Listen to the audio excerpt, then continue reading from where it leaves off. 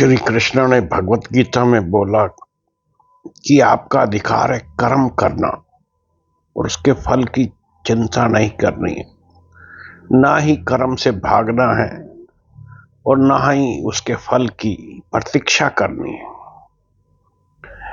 आज के समय में जब कोई स्टूडेंट या कोई व्यक्ति जब कोई एफर्ट्स करता है और फल की चिंता ना करे, ऐसा तो होता नहीं। एक बच्चे ने पढ़ाई करी है तो वो इंतजार करता है कि इसका रिजल्ट क्या आएगा।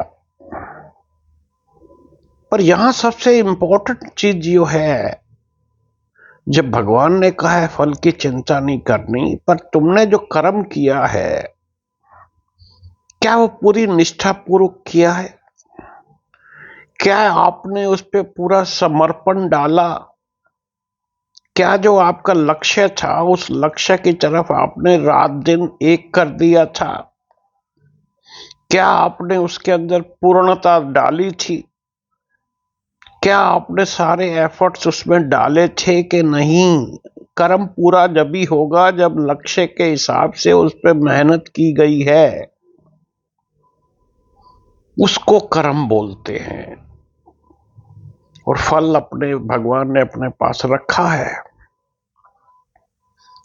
तो वो कर्म को पूर्ण करने के लिए और एक व्यक्ति को अपने लक्ष्य को नजर में रखते हुए क्या सारे काम किए गए थे, ये बहुत इंपॉर्टेंट है। हाँ, मैं मानता हूं कि कर्म और भाग्य का थोड़ा सा रिश्ता है। इसमें मेरे को एक कहानी याद आती है। एक बालक था, वो इंजीनियरिंग में दिल्ली में एडमिशन लेना चाहता था। शायद वो वेटिंग लिस्ट में दूसरे नंबर पर था या पहले नंबर पर था। सारी सीटें बुक हो चुकी थी। पर ऐसा हुआ कि जो सेलेक्टेड बच्चे थे उनमें से एक बच्चे के फादर का ट्रांसफर हो गया दूसरे स्टेट में। तो वो बच्चे ने सीट को वैकेट किया और ये व्यक्ति जो वेटिंग लिस्ट में था इसका नंबर आ गया।